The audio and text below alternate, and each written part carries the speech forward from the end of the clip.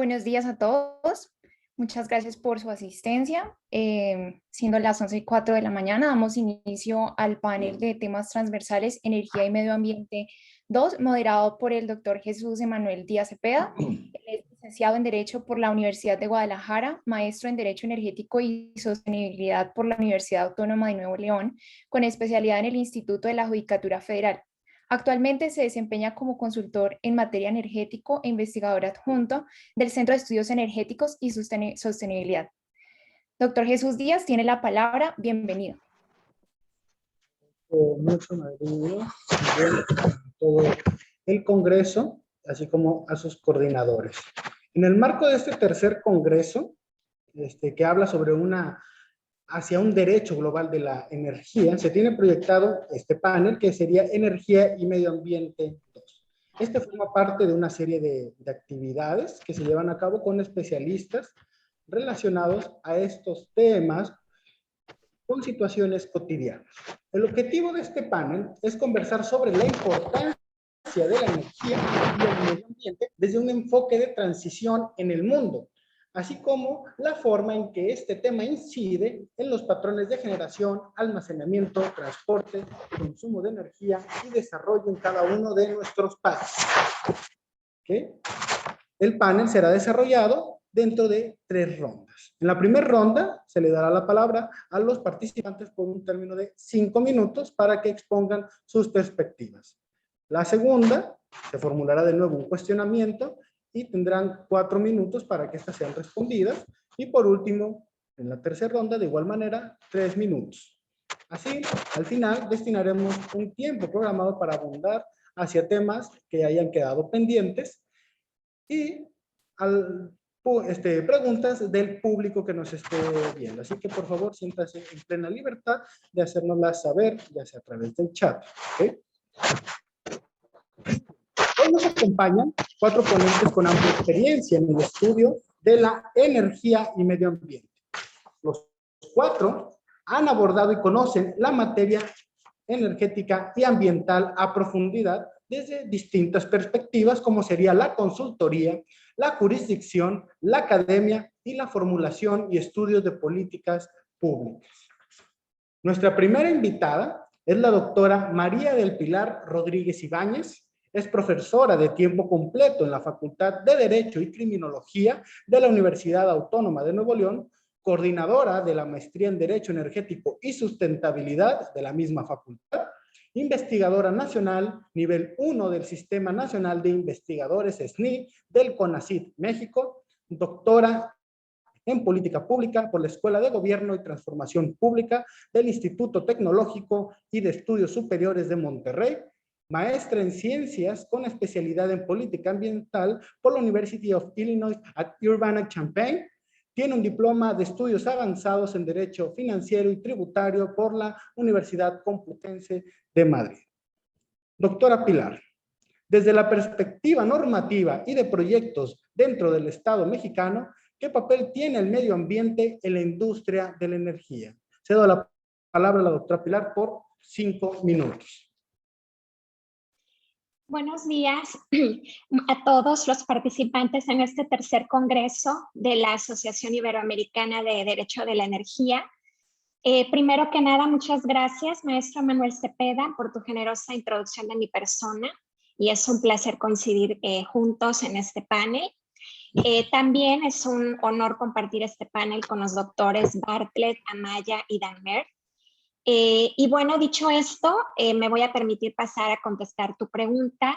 Y al respecto te comento que nuestra Constitución Política de los Estados Unidos Mexicanos, en su artículo 25, introdujo el principio de la sustentabilidad, que busca conciliar el desarrollo económico nacional, pero también impulsar la competitividad, cuidando la conservación de los recursos productivos y el medio ambiente. Concretamente, en la industria de la energía, la reforma energética más reciente que hemos vivido en el país, que es la del año 2013, estableció un nuevo modelo energético para el país en donde este principio de sustentabilidad se convirtió en el eje rector, ya que introdujo importantes consideraciones de carácter ambiental y social. Esto trajo como consecuencia que en la creación y armonización de leyes secundarias se introdujeran estas consideraciones a las que me he referido a través de diversos mecanismos o instrumentos. Por ejemplo, la ley de la industria eléctrica, que establece en su artículo primero que esta ley tiene por finalidad promover el desarrollo sustentable de la industria eléctrica y garantizar su operación continua, eficiente y segura en beneficio de los usuarios, así como el cumplimiento de las obligaciones de servicio público universal, de energías limpias y de reducción de emisiones contaminantes. En esta ley se introdujeron dos mecanismos importantes: los sistemas de certificados de energías limpias como instrumentos de mercado que obligan a los participantes de la industria eléctrica mexicana a cumplir con un determinado porcentaje de producción de energía eléctrica a partir de energías limpias, y el cual se va a ir incrementando anualmente. Esto ha incentivado en México la inversión en centrales menos contaminantes. Y el otro mecanismo es el de las subastas eléctricas, que se establecen en el artículo 53 de esta ley y que son licitaciones competitivas que garantizan los mejores precios y que han permitido en México el desarrollo de numerosos proyectos de energías renovables, principalmente de energías eólica y solar. Por otra parte, en el aspecto social, el desarrollo de proyectos energéticos ha despertado una mayor atención y escrutinio por parte de las comunidades, gobiernos y empresas de energía en México, debido a los impactos sociales que son experimentados por los individuos y grupos sociales en el desarrollo de estos proyectos. Por ello, con la finalidad de que esos proyectos energéticos se implementaran atendiendo estándares internacionales de sustentabilidad y de respeto a los derechos humanos, y para que estos proyectos tuvieran mayor aceptación social y se minimizaran las posibilidades de cancelación de los mismos, los legisladores mexicanos fueron cuidadosos en ese sentido y consideraron establecer, tanto en la ley de hidrocarburos como en la ley de la industria eléctrica, la obligación de todos los desarrolladores de proyectos de realizar una evaluación de impacto social sobre precisamente los impactos que podrían derivarse de sus actividades, así como establecer las medidas de mitigación de estos impactos y los planes de gestión social correspondientes en acuerdo con las comunidades. Para finalizar, creo que la reforma energética de 2013 previó a través de diversos mecanismos o instrumentos cómo internalizar las externalidades negativas al medio ambiente y a la sociedad derivados del desarrollo y operación de proyectos energéticos. Por supuesto, estos mecanismos no son la solución mágica a los problemas ambientales y sociales que se generan por la actividad de la industria energética, pero sí creo que bien implementados y dándoseles continuidad y seguimiento a sus resultados, pueden ayudar a tener una industria que sea más sostenible. Gracias. Muchas gracias, doctora Pilar. Un tema muy interesante. Procedo a presentar a nuestro siguiente participante, que es el doctor Enrique R. Bartlett, quien es profesor de Derecho Público en la ESADE Law School, quien es egresado de la Facultad de Derecho de la Universidad Ramon Llull en Barcelona, España, de la que fue decano.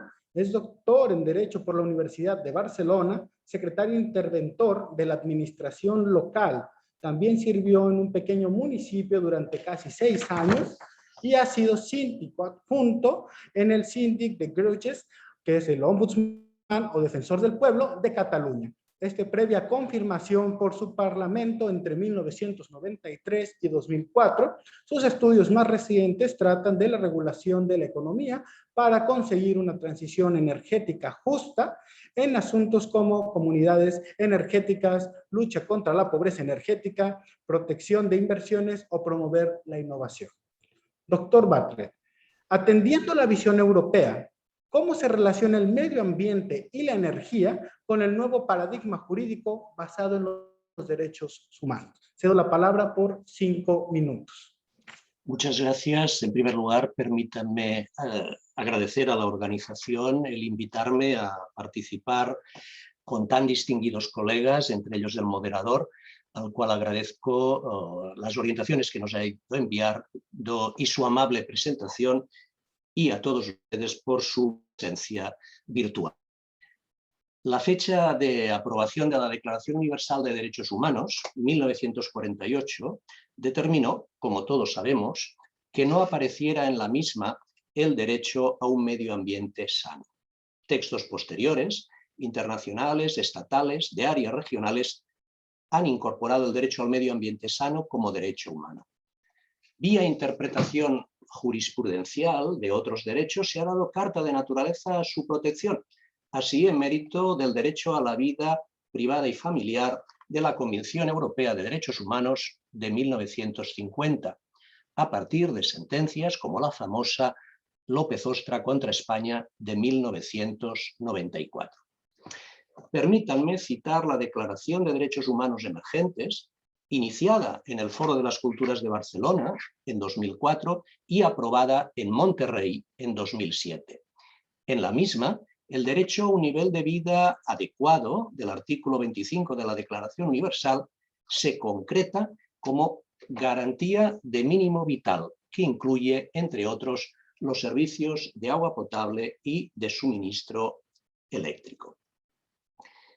Quisiera llamar su atención sobre la vinculación entre los principios de universalidad, interdependencia, indivisibilidad y progresividad que rigen la aplicación de los derechos humanos y la que, me parece, es la forma más razonable de interpretar los principios estructurantes del derecho ambiental y del derecho de la energía. Una de las aproximaciones jurídicas posibles a las relaciones entre medio ambiente y energía pasa por considerar los principios esenciales de los ordenamientos respectivos, compararlos y ver cómo interactúan. Seguridad de suministro, eficiencia económica y sostenibilidad ambiental son, como sabemos, los tres principios estructurantes del derecho de la energía. Justifican tres objetivos distintos, que no contradictorios, íntimamente conectados y que a menudo se refuerzan mutuamente. Sin embargo, al aplicar las políticas orientadas a conseguir su realización, se requieren transacciones en que a veces uno de ellos deviene prioritario sobre los demás. Fíjense en la semejanza con el principio de interdependencia de los derechos humanos. Todos los derechos humanos se encuentran vinculados entre sí con el mismo valor. Al Estado corresponde organizar la aplicación integral de los mismos. Los principios del derecho ambiental, prevención, precaución, corrección en la fuente, el que contamina paga, se ordenan a hacer efectivo el principio de desarrollo sostenible, que es la expresión jurídica de un pacto intergeneracional entre la generación presente y las futuras. La identidad en la denominación sostenibilidad ambiental encierra una coincidencia conceptual entre dicho principio en el derecho de la energía y el, podríamos decir, supraprincipio del derecho ambiental que se pretende alcanzar con los cuatro antes referidos. Predicamos de unos y de otros principios, tanto del derecho ambiental como del derecho energético, su aplicación universal, en clara conexión, me parece, con el principio de universalidad de los derechos humanos que resulta del reconocimiento de la dignidad que le corresponde a toda persona por el simple hecho de serlo.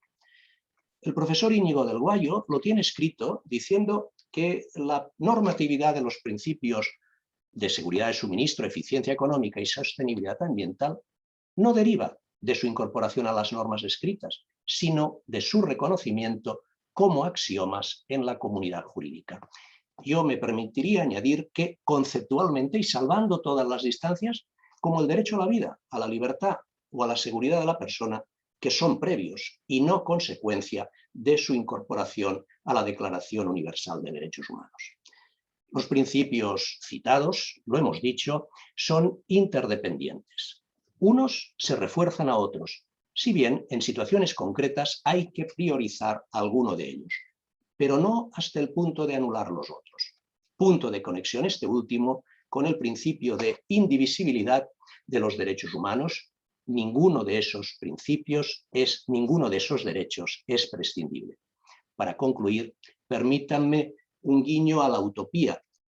Por mucho que progresemos en la sostenibilidad ambiental, seguridad de suministro y eficiencia económica, accesibilidad de la energía, nos quedarán siempre nuevas y más altas metas que alcanzar, que, parafraseando el principio de progresividad de los derechos humanos, supone interpretarlos, supone interpretar esos principios de forma que sus efectos se amplíen.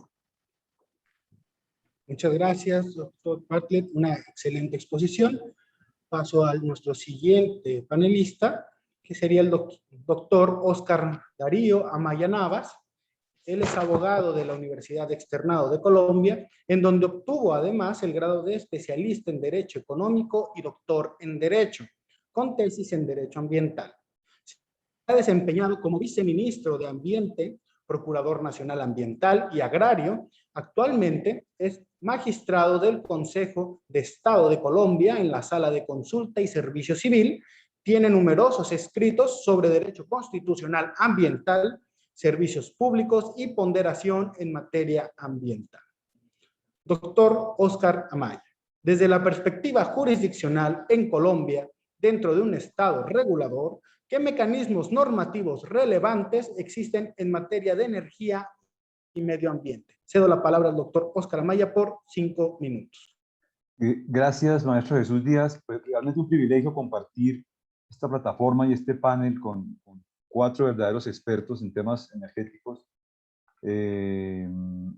Y también agradecer, por supuesto, a los organizadores, a la Asociación Iberoamericana de Derecho a la Energía, a los organizadores, a los profesores Luis Fernando Moreno, Luis Bustos en general, por permitirme participar con ustedes apenas unas reflexiones sobre el derecho global a la energía, un tema maravilloso, extraordinario, sobre el cual está cabalgando la humanidad hoy en día y sobre el cual quiero hacer unas pequeñas reflexiones. Bueno, si me pregunta desde el punto de vista jurisdiccional, en mi condición de juez de la República, en Colombia, dentro de un Estado regulador, ¿qué mecanismos normativos existen en materia de energía y medio ambiente?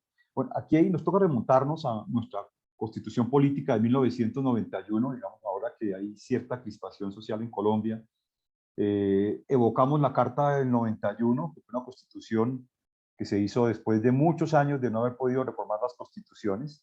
Esa constitución del 91 se hizo para unos momentos de orden público complejos por la presencia del narcotráfico en general, épocas muy aciagas.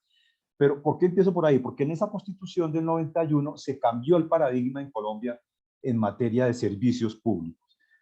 Por haber tenido un modelo cerrado, Colombia a esa época, 1990, 1991, apenas el 50% de la población en temas globales tenía acceso a servicios públicos. Esta constitución del 91, que produjo una ruptura al bipartidismo con presencia de partidos que habían estado en la insurgencia, fue un verdadero acuerdo de paz, pero en materia de servicios públicos, y ahí me concreto, produjo una transformación gigantesca. Esta constitución permitió la entrada a la prestación del los servicios públicos en general domiciliarios, por supuesto incluyendo la energía, al sector privado, al sector público y al sector mixto. Hoy en día, 30 años después, las cifras de cobertura, si en ese momento eran un 50%, hoy están cercanas al 80-85%. Es decir, lo que muestra que el modelo de prestación de servicios públicos por particulares funcionó. En ese caso, para el caso colombiano, fue necesario crear, se me pregunta por el Estado regulador, una superintendencia encargada de la vigilancia al servicio y una comisión reguladora, en el caso para las tarifas de la CREG, Energía y Gas para Colombia. Entonces, desde el punto de vista de la pregunta, primero, se creó una superintendencia, se creó una comisión reguladora y desde el punto de vista ambiental, el otro lado de la orilla, el Sistema Nacional Ambiental en Colombia lo integran un Ministerio de Ambiente, unas corporaciones autónomas que son figuras transversales, no son municipales, ni locales, ni regionales, sino son corporaciones que están atadas a un ecosistema. Esas corporaciones, es decir, por decir algo, la provincia, el departamento de Cundinamarca en Colombia tiene 125 municipios. Hay una corporación autónoma ambiental que se llama la CAR, Corporación Autónoma de Cundinamarca, que se encarga de los temas regionales ambientales y en parte de una provincia cercana a Boyacá y en parte de una provincia del Meta. Entonces, en Colombia hay una autoridad ambiental regional, no hay autoridades ambientales locales, sino regionales. Entonces, desde el punto de vista ambiental, ese otro lado de la orilla, las corporaciones autónomas, son las encargadas de aportar el componente ambiental. Aunque en Colombia se apoya mucho en el sistema de hidroeléctricas que no emiten gases contaminantes a la atmósfera, la llegada del fenómeno del Niño, por supuesto, ha mostrado vulnerabilidad. Finalizo esta primera intervención diciendo que 3 instrumentos normativos nos podrían, acabas de responder la pregunta, si me le hicieron qué mecanismos normativos, son la Ley 697 de 2001, que fomenta el tema de la URE, de uso racional y eficiente de la energía. Posteriormente, una ley maravillosa, la Ley 1715 de 2014, por medio de la cual se regula la integración de las energías renovables no convencionales. Y la norma que regula esta ley, el decreto 2143 de 2015, que reglamenta los incentivos. El país avanza en un acelerado proceso de transición energética. Es necesario continuar con estos temas normativos relacionados con almacenamiento, demanda, distribución y mecanismos de mercado, al tiempo que se regulan los plazos debido a la necesidad de hacer consultas y ajustarse a las exigencias ambientales. Ahí dejaría, maestro Jesús Díaz, digamos, en primeros términos, esta primera pregunta. Muchas gracias. Muchas gracias, doctor Amaya. La verdad, muy puntual con su respuesta. Nuestro siguiente participante es el doctor Alfredo Damert Lira. El doctor Alfredo Damert es ingeniero industrial, máster en ingeniería, PhD en Economics from the University of Texas. Ha sido funcionario del Banco Mundial en Washington, presidente del organismo regulador de energía del Perú, OSINERGMIN, además de haber sido director de la maestría de regulación de la Universidad Católica del Perú. Actualmente es director del organismo OSINERGMIN de OSITRAN, que es regulador de infraestructura de transportes, director de la maestría de Economía y Gestión Minera de la Universidad Católica, profesor de la maestría de Energía de la Universidad del Externado de Colombia, además de ser profesor en varias universidades y vicepresidente de la Cámara Peruana del Libro. A su vez, ha publicado, entre otros libros, Economía de Energía, Regulación del Sector Energético y el futuro de las energías renovables en el Perú. Doctor Alfredo Damert, según su visión, atendiendo al Estado peruano, ¿cómo se conjugan los temas medioambientales con los proyectos energéticos? Cedo la palabra al doctor Alfredo por 5 minutos. Muchas gracias, muy amable, muy buena organización. Saludos a todos mis colegas. Tengo que entrar de lleno en el tema porque si no se van los 5 minutos.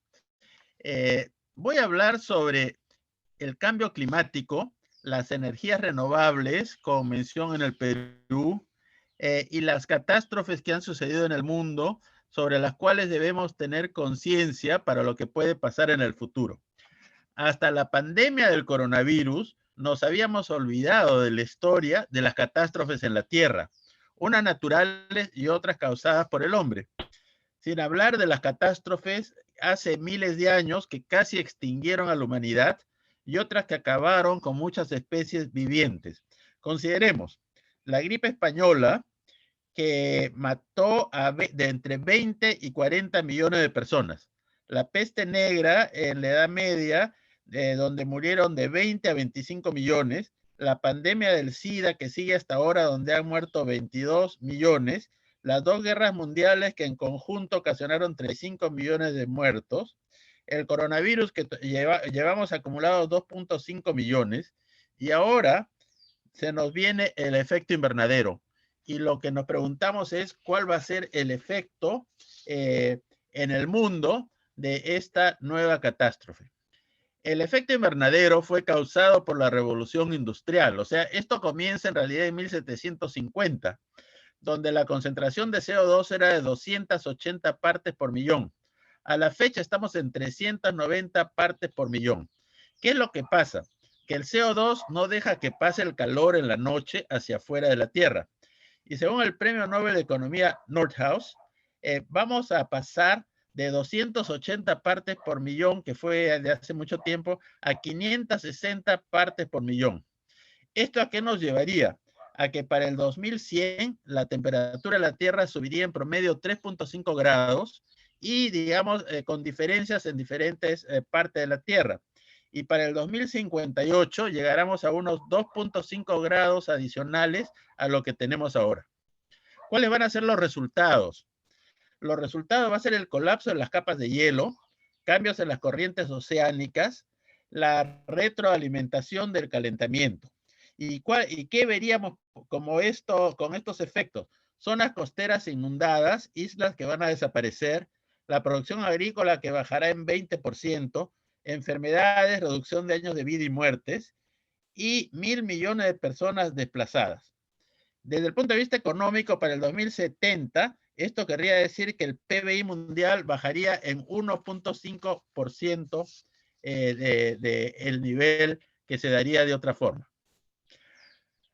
Ahora, ¿cuáles son los principales factores que causan el efecto invernadero? Como sabemos, el carbón y el petróleo, 40% cada uno, y el gas natural, un 20%. Cuando hablamos sectorialmente, esto quiere decir que la energía, la industria y el transporte son más o menos responsables del 75% del efecto invernadero y la reducción de bosques el otro 25%. ¿Qué medidas se pueden tomar?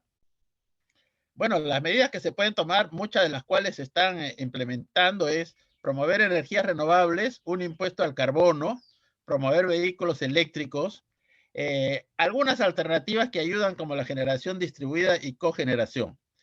Eso desde el punto de vista de energías contaminantes. El otro punto es qué hacer con los bosques, o sea, la conservación de los bosques es muy importante. Y un tema del cual se habla poco, porque de repente no sabemos tanto, es la geoingeniería, que es esparcir químicos en el aire que reflejen la luz, algas que absorban CO2 y espejos que reflejen también la luz solar. Todos estos temas son temas que van a ser muy importantes, pero como he mencionado, y de eso yo creo que debemos ser conscientes, es el efecto invernadero lo vamos a reducir, pero no lo vamos a poder detener. Y eso es algo de lo cual deberíamos ser conscientes y hacer todos los esfuerzos para ver qué más hacer. Es posible que la geoingeniería sea una gran ayuda a este tema, pero que es un tema sobre el cual ha habido todavía muy poco trabajo, excepto en organismos especializados, pero yo diría que si queremos no tener estas catástrofes, tenemos que tratar este otro tema. Ahora, en el Perú como nuestros países, tiene un efecto pequeñísimo, pero igual ha puesto su grano de arena a través de una ley que el gobierno ha establecido, o sea, el Congreso y el gobierno, que las energías renovables deben iniciarse con una participación del 5% en el consumo de energía, de electricidad, y llegando en cierto momento hasta un 20%. ¿Qué es lo que se ha hecho hasta la fecha? Hasta la fecha se han hecho licitaciones de RER, que son eólicas, solares, biomasa, y también separado de mini hidros.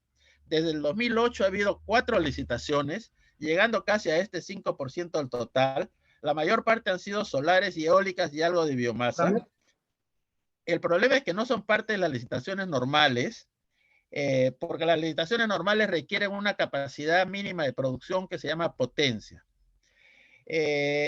¿Y cuánto tiempo me queda? ¿Nada? Disculpe mucho, doctor, la verdad muy puntual, pero sí, ya, se agotó, no pasa nada, dejamos el tema pendiente, terminando los paneles. Entonces, lo cierro diciendo lo siguiente.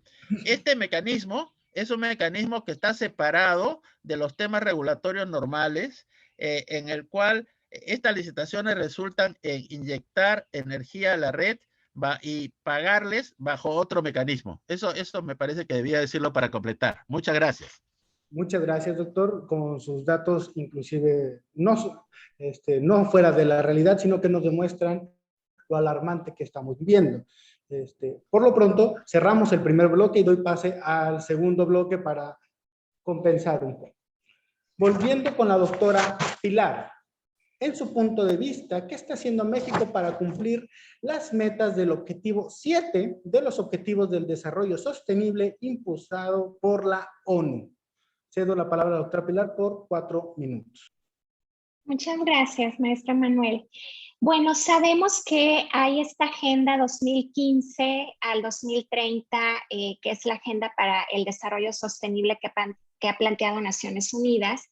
Y concretamente el objetivo 7 de esta agenda nos plantea garantizar el acceso a una energía que sea asequible, que sea segura, sostenible y sobre todo moderna, ¿verdad? Para todos. Dicho esto, creo que hay 3 cuestiones importantes que México puede hacer para lograr el cumplimiento de este objetivo al año 2030. El primero de ellos sería utilizar una combinación de varios mecanismos de apoyo en su política de transición energética. Actualmente, México considera en su marco legal y regulatorio varios mecanismos de apoyo a la transición. En eso me parece que estamos muy bien. Contamos con una ley de transición energética que plantea metas mínimas de participación de energías limpias en la generación de electricidad al año 2024. Esta meta a ese año es del 35% de participación de energía limpia en la generación eléctrica. Tenemos por otra parte instrumentos reguladores como las subastas eléctricas de largo plazo, instrumentos de mercado como los sistemas de certificados de energías limpias. Tenemos también algunos incentivos fiscales considerados en nuestra legislación para fomentar las energías renovables, para los vehículos eléctricos, por ejemplo, la exención del impuesto sobre automóviles nuevos a vehículos eléctricos. Tenemos también considerado el impuesto al carbono. Somos de los 4 países en Latinoamérica, además de Colombia, Argentina y Chile, que consideran este impuesto y el cual está establecido en la Ley del Impuesto Especial sobre Producción y Servicios. Tenemos un sistema de comercio de emisiones en el que somos pioneros en Latinoamérica y que está establecido en la Ley General de Cambio Climático. Tenemos mecanismos de apoyo en contenido social, como la evaluación de impacto social a la que me referí en mi participación pasada, en este primer bloque de este panel, y que están considerados en la Ley de la Industria Eléctrica y la Ley de Hidrocarburos. Entonces, algunos de estos mecanismos han mostrado ser exitosos, como las subastas eléctricas de largo plazo, que bueno, actualmente están suspendidas, pero en la última subasta celebrada en el año 2017, logramos los precios más bajos de energía eólica y solar en el mundo. Otros mecanismos están por probar si van a ser exitosos o no, como el sistema de comercio de emisiones, que comenzó su programa de prueba el 1 de enero de este año y concluirá el 31 de diciembre de 2022. Sin embargo, creo que nos faltan todavía 2 elementos importantes y uno de ellos es el que haya continuidad en la implementación de los mecanismos de apoyo en la política de transición energética que hayan demostrado ser exitosos en el país. Y por el otro lado, requerimos rescatar también el lugar que merece tener la energía sostenible en la agenda pública y en la política energética del país. Estas 2 cuestiones son las que creo que no tenemos actualmente. Y en el contexto de la crisis sanitaria y económica que estamos viviendo en el mundo y concretamente en México por la pandemia del COVID-19, creo que sería un buen momento para generar un amplio diálogo y discusión entre el gobierno federal, las entidades, actores estratégicos nacionales y locales que permita retomar la importancia de esta energía sostenible en la agenda energética del país. Y creo que en esta labor podemos aportar mucho las universidades, o sea, la academia, las empresas de energía, los gobiernos locales, los clústeres de energía, concientizar más a la población sobre los beneficios y ventajas de esta energía para construir en el país una cultura favorable a la misma. Y creo que para ello se pueden destacar casos exitosos entre las comunidades y las empresas de energía limpia. El impacto social positivo que pueden tener este tipo de proyectos energéticos. Muchas gracias, doctora. Gracias. Es un gusto escuchar a tan excelentes ponentes. Volviendo con el doctor Bartlett. En su punto de vista, ¿qué barreras ambientales enfrenta España en la implementación de una economía basada en combustibles y vectores energéticos, como podría serlo el hidrógeno, generados a través de fuentes renovables. Cedo la palabra al doctor por 4 minutos.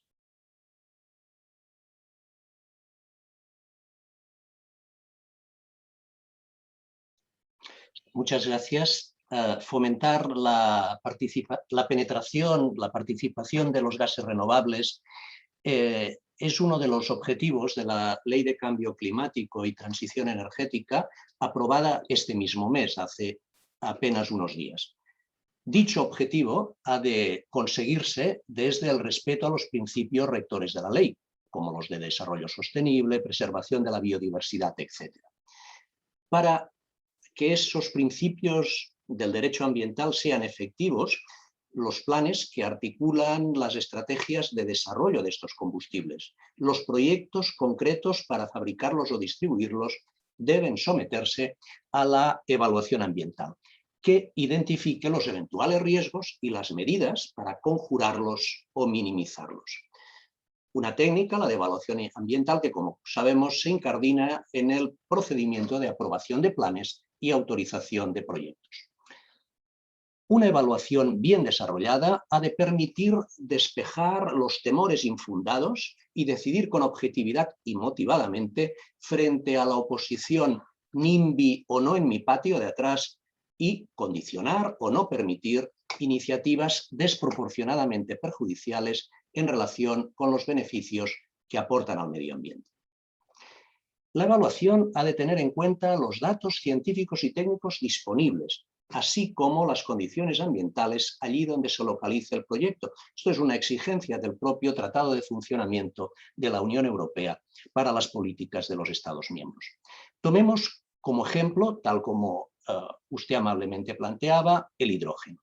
El hidrógeno es el vector energético de moda, todos hablamos de hidrógeno, y en concreto el hidrógeno verde obtenido por electrólisis del agua aplicando electricidad generada por fuentes renovables.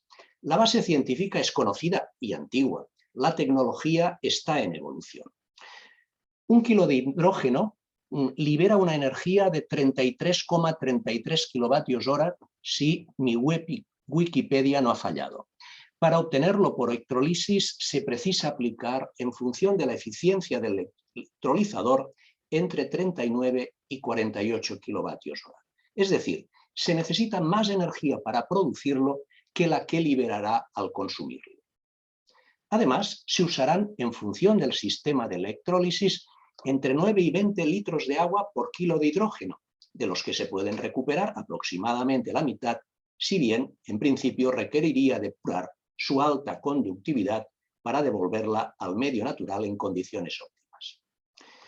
Si hacemos el ejercicio de simular la sustitución de los millones de toneladas de combustibles fósiles suministrados en un año, yo lo he hecho en relación a los puertos españoles, sustituirlo por hidrógeno elaborado por electrólisis, la cifra resultante es de millones de metros cúbicos de agua y de millones de kilovatios hora.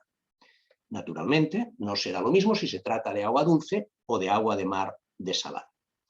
En todo caso, si es o no asumible, teniendo en cuenta los recursos disponibles en aquellas localizaciones concretas, nos lo debería decir la evaluación ambiental. Por tanto, es esencial incorporar el hidrógeno a los protocolos de evaluación y reforzar los recursos humanos y materiales que precisa la administración ambiental competente para asegurar el rigor de dicha evaluación y llevarla a cabo en plazos breves compatibles con la viabilidad de un plan de negocio.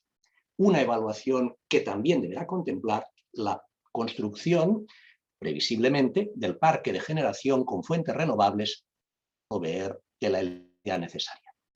Desde el punto de vista de ubicación es necesario, ayer lo recordaba en el panel de hidrógeno Luis García del Río, prever usos del suelo vinculados con el hidrógeno, como ocurre hoy, por ejemplo, con el gas natural, en la calificación urbanística de suelo urbano y no solo en la de suelo industrial. Por tanto, y concluyo, evaluación ambiental desarrollada con solvencia y celeridad, teniendo en cuenta los datos científicos y técnicos disponibles y las condiciones ambientales concretas del entorno afectado. Muchas gracias, doctor Bartlett. muy puntual. Doctor Oscar Amaya, en Colombia, vista la crisis climática mundial, ¿cuáles son los retos que en materia energética se observan en la actualidad? Tiene 4 minutos. Gracias, maestro Jesús Díaz. Evidentemente, como lo han advertido mis tres compañeros de panel, estamos asistiendo a una ecologización de la agenda. Hay una ecologización de la agenda pública, de la agenda privada, y también en ese marco de referencia, pues al cumplimiento de los compromisos del Acuerdo de París sobre calentamiento global. En el caso colombiano, me preguntan sobre retos en materia energética. Colombia se puso la meta de reducir las emisiones de carbono en un 51% para 2030, que es una meta, inclusive generó críticas al interior del país, es una meta fuerte, ambiciosa, grande, para un país como Colombia, similar a Perú, digamos, cuyo modelo de desarrollo no es el más grande. Pero bueno, esa es una tarea que se puso el país, reducir el 51% para el 2030 las emisiones de carbono. Hay que decir también, por supuesto, digamos, ese es el principal reto. La matriz en el caso colombiano de generación eléctrica es la sexta matriz más limpia del mundo, en la medida en que el 68% de la capacidad instalada es de fuentes renovables de energía eléctrica. Aquí la matriz en Colombia se distribuye, 68% es energía hidráulica, 30% es energía térmica y apenas un 0.1% energía solar. Es decir, siendo un país con muchos ríos, con muchas quebradas, con muchos lagos, con muchas lagunas, todavía somos un país muy dependiente del modelo hidráulico. Eso tiene unas ventajas y, por supuesto, unas desventajas, como lo decía por el tema del fenómeno del Niño. Esta matriz se destaca como una de las más limpias del mundo como resultado de esta participación en la generación, en el agua como fuente de generación. Su factor de emisión es 83% menor al promedio mundial, tiene una participación de emisiones en el país promedio histórico del 4%. Otros retos, por supuesto, es el tema de la participación ciudadana. Dentro de esa tendencia de la ecologización, de las conquistas ciudadanas, es complejo sacar en Colombia proyectos hidroeléctricos, ni qué decirlo, pues, de proyectos de otro género. En Colombia, y con eso quisiera terminar, Colombia ha producido 2 documentos de política pública. En Colombia se llaman los documentos COMPES, Consejo Nacional de Política Económica y Social. Son 2 documentos que produce el Consejo de Ministros. Consejo de Ministros, para explicarles en la práctica, sesiona los lunes 3 de la tarde, de 3 a 5 de la tarde, y luego el presidente de la República le dice a los 4 o 5 funcionarios con los que va a trabajar un tema puntual, dice, oiga, quédense ustedes 4 y vamos a trabajar un documento aparte. Eso es el documento COMPES, un documento del Consejo Nacional de Política Económica y Social. Pues en Colombia ha sacado 2 documentos COMPES sobre el tema, uno sobre cambio climático ya del 2011, el COMPES 3700 de 2011, y recientemente un COMPES de los ODS, el COMPES 3918 de 15 de marzo de 2018. Y concluyo diciendo que en estos 2 documentos COMPES, especialmente en el segundo de los ODS, está la hoja de ruta del cronograma y los recursos que se deben emplear para superar los retos en materia energética que nos puedan encaminar a cumplir esa reducción del 51% en la descarbonización. Dejo ahí la respuesta a don maestro Jesús Díaz. Muchas gracias, doctor Amaya. Ahora pasamos con el doctor Alfredo Dammert. Según su perspectiva en Perú, ¿qué políticas ambientales se están implementando para reducir la huella de carbono del sector energético nacional? Cedo la palabra al doctor Dammert por 4 minutos. Sí, muchas gracias. Eso lo comencé en mi participación anterior. Básicamente, en el Perú se ha dado atención a las energías renovables. Desde el 2008, una ley del Congreso promovió la participación de energías renovables. Ahora, ¿cómo funciona? Ahí hay un mecanismo. La generación eléctrica para los sectores regulados se ofrece a través de licitaciones que hacen las empresas distribuidoras. Y en esas licitaciones lo que se tiene es que se requiere un mínimo de potencia, o sea, de capacidad instalada efectiva que esté todo el tiempo. Por eso las energías renovables no podían entrar. Entonces lo que se emitió fue un decreto en el cual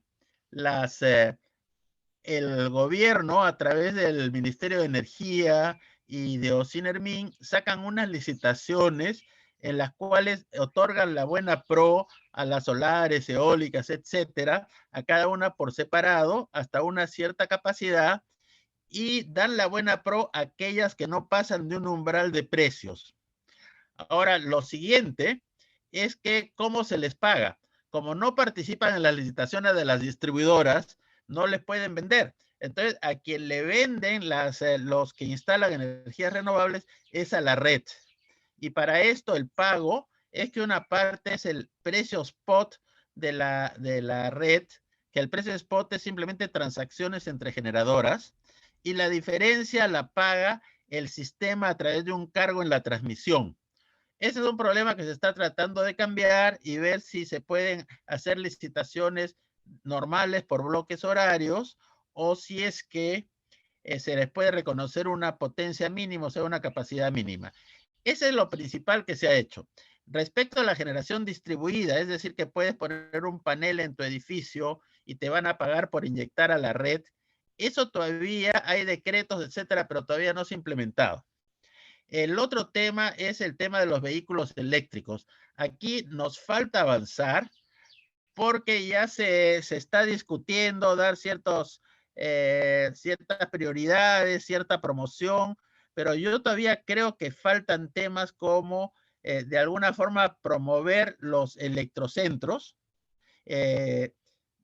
porque eso no está bajo la ley, y quizás mejorar mucho el tema de impuestos, inclusive los posibles subsidios, con objeto de promover los vehículos eléctricos. Ahí nos falta. Y ya cambiando a otro tema, el Perú no solamente causa estos efectos a través de la electricidad y la energía en general, sino también de los bosques. Y simplemente quería agregar que ahí tratamos de avanzar, pero hay muchos problemas con los colonos, con lo que se toman los bosques, se depredan, etcétera. Y eso, digamos, como estamos hablando del efecto invernadero y no solo de la energía, es un tema que sí nos deberíamos preocupar más. Muchas gracias. Muchas gracias, doctor. Con esto culminamos lo que sería el segundo bloque. Tanto en el primero como en el segundo bloque notamos que existen políticas públicas, existe normatividad y principalmente buscamos la equidad también y justicia social. Pasamos al tercer bloque. En este tercer bloque, igual formularé una pregunta a cada uno de los participantes para que desde su perspectiva den una respuesta que permita a nuestros seguidores formarse una opinión propia en relación con los elementos más importantes de la energía y medio ambiente. Esto, ¿cómo serían las energías limpias y la justicia energética? Puntualizando, fuentes de energía limpias.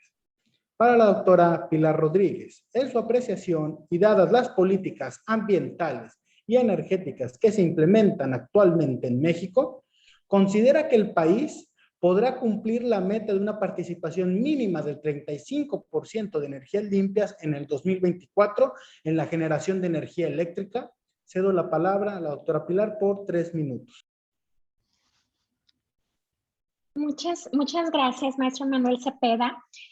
Bueno, creo que esta respuesta es un poco complicada. Primero, se debe reconocer que México había tenido un avance muy significativo y consistente en materia de transición energética desde inicios del siglo XXI. Al año 2018, alrededor del 25% de la generación eléctrica en el país provino de energías limpias y poco más del 75% fue por combustibles fósiles. Entonces, queda muy claro que a diferencia de otros países hermanos en Latinoamérica como Colombia, que comentaba el doctor Oscar Amaya. Pues en Colombia la matriz es predominantemente hidroeléctrica, ¿verdad? Nosotros aquí tenemos todavía una predominancia por combustibles fósiles. Sin embargo, el escenario actual para que el país pueda cumplir con estas metas que se autoimpuso en la Ley de Transición Energética luce complicado.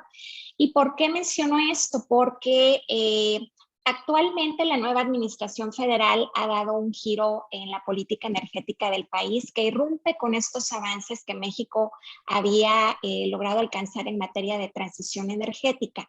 Mientras los países en general en el mundo hablan de neutralidad de carbono al 2050 y hay más de 100 naciones que ya han adoptado este objetivo de neutralidad de carbono, nosotros pretendemos regresar en la historia a los años 70 del petróleo abundante y barato.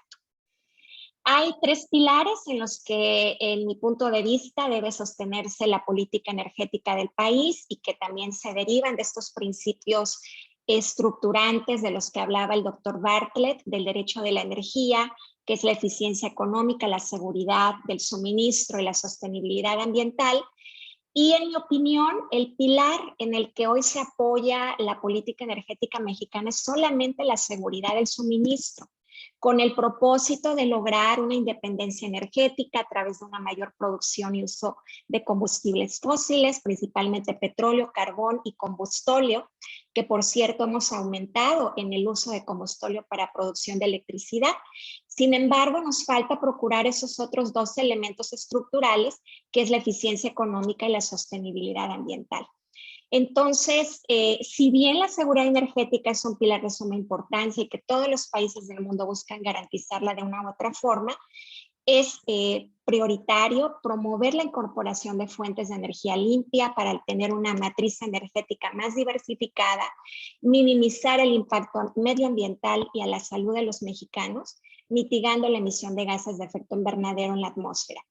Nada más para concluir, mencionaría que para reforzar esta apreciación hay un reciente estudio que publicó apenas hace unos días la Comisión Federal de Competencia Económica en México, en el que estima que el país logrará solo el 29.8% de la generación de energía limpia comprometida al año 2024, debido a todos estos cambios de política y regulación energética a los que me he referido.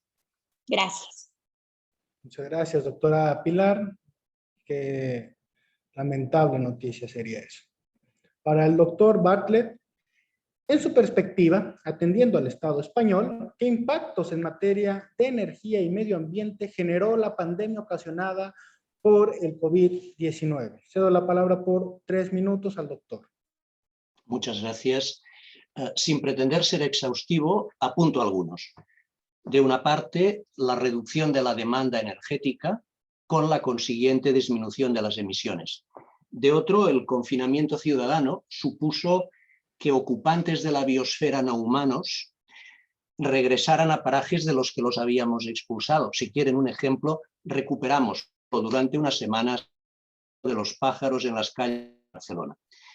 La cuestión a resolver es cómo mantener estos efectos positivos sin destruir la sociedad por falta de actividad económica. Algunos impactos más. La reducción de ingresos de parte de la población, de una parte significativa de la población, a consecuencia del paro de la actividad económica, obligó a adoptar medidas de protección para evitar desconexiones de contratos de suministro de energía por impago y que aumentara la pobreza energética. Lo cual es un recordatorio de que esta necesidad humana básica, el acceso a la energía, requiere un grado de intervención pública para garantizarla. En el sector eléctrico también hubo que asegurar con fondos públicos la retribución de las redes de transporte y distribución para que mantuvieran su actividad al disminuir los ingresos, y experimentamos la simulación de alta penetración de energías renovables en el mix de generación y sus efectos en el precio de la electricidad.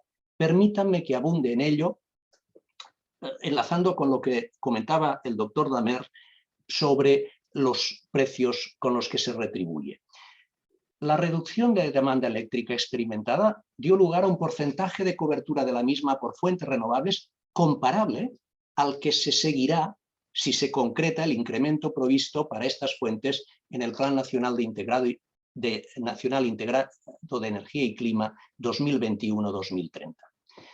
La disminución de la demanda, junto a la caída del precio de los combustibles utilizados en las plantas convencionales térmicas, dio lugar a un descenso muy considerable, muy acusado del precio en el mercado mayorista eléctrico. Una disminución que de devenir crónica plantearía problemas de recuperación de costes en las plantas convencionales y podría llegar a paralizar inversiones en nueva generación en cualquiera de las tecnologías disponibles, significativamente en las renovables. Es decir, si la recuperación de las inversiones pasara exclusivamente por las ventas en dicho mercado mayorista, no saldrían los números. El diseño del mercado eléctrico, fruto de los procesos liberalizadores de los años 90, hay que adaptarlo al cambio tecnológico derivado de las renovables y de la digitalización.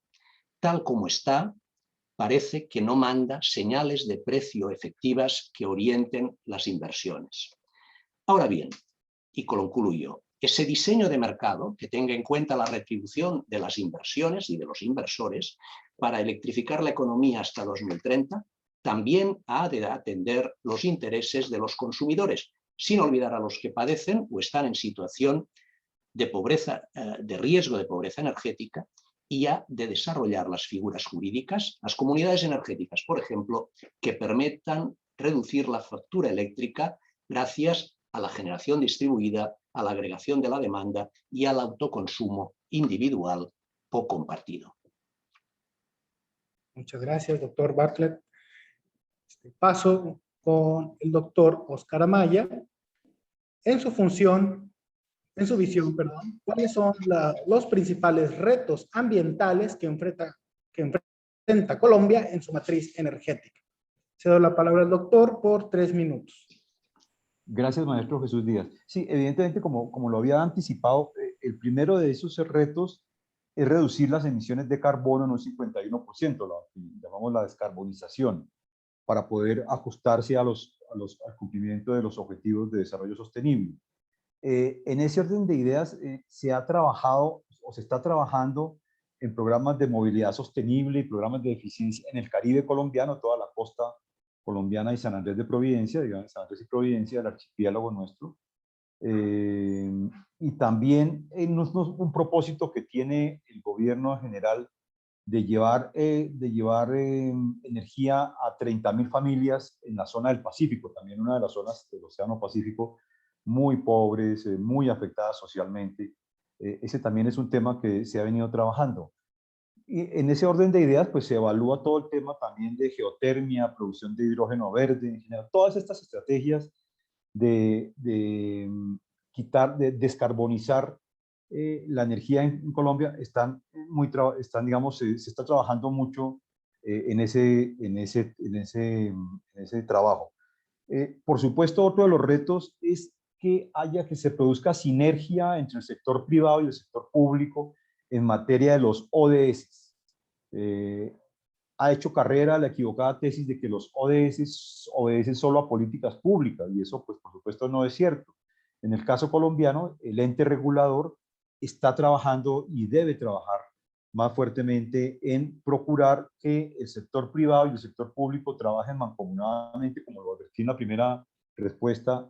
Colombia desde el 91 cambió su modelo regulatorio y eso ha generado un aumento en la cobertura global de los servicios públicos, todos, a producto de alcantarillado, aseo, gas en general. Entonces yo diría, para terminar, maestro y compañeros y señores asistentes al panel, esos son los retos sociales, esos son los retos de Colombia para su matriz energética: ajustarla a la realidad social y ambiental del país, enorme sinergia y permanente sinergia entre el sector público y el sector privado, y la función nueva del rol del regulador frente a las tecnologías disruptivas. Todas estas tecnologías nuevas producen efectos, producen ajustes positivos, negativos, por supuesto. También ha generado, digamos, el cierre de minas de carbón con los impactos sociales y económicos. Pero bueno, esos son los costos del desarrollo. Muchas gracias, maestro de sus días. Adelante. Muchas gracias, doctor Oscar. Muy puntual, como nos ha demostrado en sus respuestas. Doctor Alfredo Dambert, según su apreciación, ¿qué obstáculos en materia normativa ambiental enfrentan los proyectos de generación de electricidad a través de fuentes renovables? Le cedo la palabra por 3 minutos.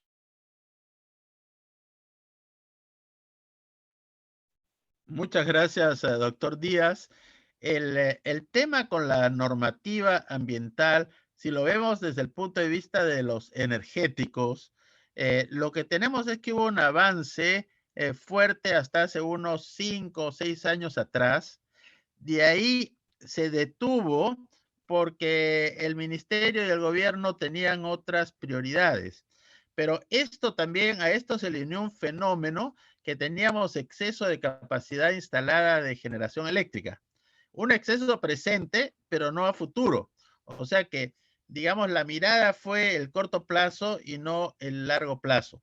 Porque en el largo plazo vamos a necesitar más energía. Eso es en primer lugar. En segundo lugar, estas medidas que se tomaron para promover las energías renovables, que yo creo que tuvieron bastante éxito desde el punto de vista de los objetivos, que aumentó la participación de renovables en un 5%, considerando, como dice mi colega colombiano, que el 50% son hidroeléctricas, o sea que tenemos una matriz fuerte de renovables y de las cuales el resto es gas natural, que a través de proyectos que se desarrollaron en las últimas décadas. O sea que hubo ese avance y han habido propuestas, como ya les mencioné anteriormente, para que las licitaciones de renovables y el aumento de las renovables cambien y permitan que estas licitaciones estén en dentro de las licitaciones generales. Estas propuestas todavía se han quedado ahí, están en el ministerio. Yo tengo entendido que por el tema pues, de la pandemia, el gobierno en general se ha preocupado más por estos temas y no ha habido tanto avance. Ahora, respecto a vehículos eléctricos, están desarrollando algunos proyectos de ley, etcétera, pero todavía yo diría que está pues al 30% el desarrollo. Vamos a ver cuán ambicioso es el programa de promoción de vehículos eléctricos.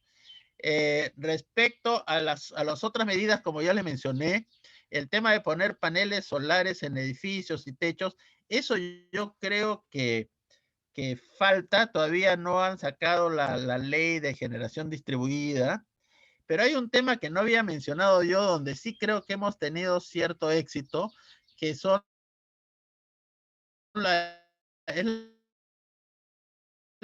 promoción de paneles solares. Se han instalado 150,000 paneles y se piensa llegar hasta por lo menos 500,000. El mecanismo, que ahora no hay tiempo para mencionarlo, pero fue un mecanismo que permitió que este programa llegue a estos casi 150,000 paneles.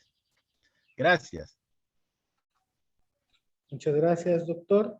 Con esto damos por concluido el tercer y último bloque del panel. Alguno de los panelistas, derivado de las presentaciones, quisiera tomar la palabra para ahondar un poco, tenemos aproximadamente unos 3 minutos extras, respecto a sus presentaciones. Bueno, ¿no? si me permiten, yo quisiera hacer una breve reflexión, que solamente tomará un minuto para darles tiempo a los demás. Y es el hecho que creo que no nos debemos concentrar solamente en un tema que sea la generación de renovables. Yo creo que este tema del efecto invernadero es mucho más grande, y yo lo que veo es que, por lo menos en el gobierno del Perú, si bien había una preocupación general, luego esto se ha sectorizado. O sea que lo que hace en un grupo no se concuerda con lo que hacen en otros. Y se necesita un gran esfuerzo para este problema que les he mencionado, de que la temperatura de la Tierra de todas maneras va a subir a pesar de todos los esfuerzos que estamos haciendo. Si no se hicieran estos esfuerzos, subiría más. Entonces yo creo que ahí tenemos un gran reto, un gran problema que como sociedad, pero como parte de la sociedad mundial, deberíamos enfrentar y ver qué otras acciones se deben tomar y, digamos, ver la forma de implementarlas o participar en la implementación, que seguramente la desarrollarían los países, digamos, más importantes económicamente, ¿no? Muchas gracias, doctor. Tenemos una pregunta del público, específicamente de Tania Torres. Para el doctor Amaya, preguntan, ¿qué tipo de ajustes y esfuerzos regulatorios considera se requieran para que la gestión ambiental de los proyectos de otras industrias como hidrocarburos y minería contribuyan efectivamente al cumplimiento de la meta de reducción a 2030? Muchas gracias. Bueno, es una pregunta extraordinaria que plantea Tania. Yo creo que hay que mirar integralmente el tema y en eso los ODS nos han, digamos, nos han arreglado parte del trabajo. Los ODS son 17 objetivos que hay que leerlos integralmente. No, esta es una nueva forma de ver el desarrollo sostenible. Ya el desarrollo sostenible no es solo ver el aspecto económico, ecológico y el social. Hay que ver temas de género, hay que ver temas de energía, hay que ver temas de ciudades sostenibles. Entonces, yo pensaría que para poder mirar el tema integral de cómo estas industrias, digamos, que son tan criticadas, pero tan importantes, ese ajuste regulatorio debe tener en cuenta, primero, a las autoridades territoriales. Como bien lo advertía el doctor Alfredo, el tema ambiental está presente en todos lados. El tema ambiental hay que ver cómo, desde el punto de vista normativo, vamos ajustando esa matriz paulatinamente, con el uso de principios como la proporcionalidad, la ponderación, de tal forma que se vaya disminuyendo la carga de carbono y se vaya, la presencia de carbono y se vaya incrementando la de las energías renovables. Eso también supone que las autoridades territoriales, los alcaldes particularmente, como bien lo explicaba el profesor Enrique, con el efecto invernadero, con el efecto del calentamiento de la atmósfera, pues está produciendo una elevación del nivel del mar. Eso pone en amenaza, sin duda, a las zonas costeras, a los archipiélagos y a las islas, lo que implicará que desde el punto de vista del ordenamiento del suelo, y ahí le respondo a Tania, el ordenamiento del suelo, en Colombia se llama POT, Planes de Ordenamiento Territorial, habrá que hacer ajustes, por supuesto, porque con la elevación del nivel del mar, esto va a afectar a las comunidades costeras. Yo recuerdo, a manera de una anécdota muy corta, hace 30 años visité el archipiélago de San Andrés y visité un hotel que salía del hotel y a 300, 400 metros estaba el mar. Hoy ese hotel está a 10 metros del mar. Esos son los efectos del cambio climático que demandan acciones del derecho administrativo de los instrumentos de ordenamiento territorial, que impactará, por supuesto, a las industrias energéticas. Muchas gracias, doctor Oscar Amaya. Al participante Sandro Néstor, si bien realiza una pregunta, tenemos ahorita una agenda ya un poco justa, porque a las 12:15 se inicia el panel ya de cierre. No obstante, hago la pregunta y si quisiera comunicarse con alguno de nuestros expositores, ya los obligué en este aspecto para que le respondan, ¿no?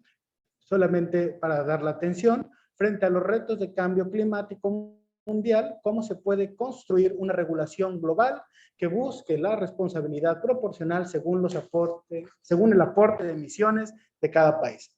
Una pregunta con una respuesta. Si quieren, muy brevemente, yo diría que tarde o pronto, pero más pronto que tarde, debemos tener un precio del carbono, con la forma que sea. Una parte de lo que se recaude debiera ir a una bolsa global, internacional, y esos ingresos importantes reenviarse en función de al menos dos elementos. cuál ha sido la contribución a la situación actual, las emisiones históricas de los países. Por tanto, los países hoy más industrializados deberán recibir menos o nada. Y en segundo lugar, tener en cuenta también los sumideros de carbono, la aportación que para capturar el carbono están haciendo normalmente estos países menos industrializados, y esto permitiría inyectar recursos para salvaguardar la biodiversidad pues en selvas tropicales, en bosques tropicales, etc. Le agradezco mucho, doctor Bartlett, y una disculpa de antemano no poder abundar un poco más en el tema. A nombre de la Asociación Iberoamericana de Derecho Energético, les agradecemos su participación en este panel. Además, extiendo mi personal reconocimiento y gratitud a nuestros panelistas. Esto principalmente por habernos compartido estas reflexiones sobre el medio ambiente y la energía con una visión, como ya lo notaron, global en el derecho energético. Así como agradecer a nuestros coordinadores del Congreso, el maestro Luis Bustos, la maestra Garzón, y a nuestra principal contacto, Luz Madeline. Con esto se refrenda el compromiso de ACIDE con la difusión de la cultura jurídica impulsada en el sector energético para guiar nuestra labor como profesionistas, consultores y académicos. Nos ponemos a sus órdenes en las redes sociales oficiales, así como las particulares de cada uno de los panelistas. Y por parte de nosotros, nos despedimos. Pasen un excelente día. Muchas gracias a todos. Muchas Muchas gracias. gracias. Un placer coincidir con todos. Gracias. Muchas gracias a ustedes. Gracias, un privilegio Emanuel. estar con ustedes. Muchas gracias.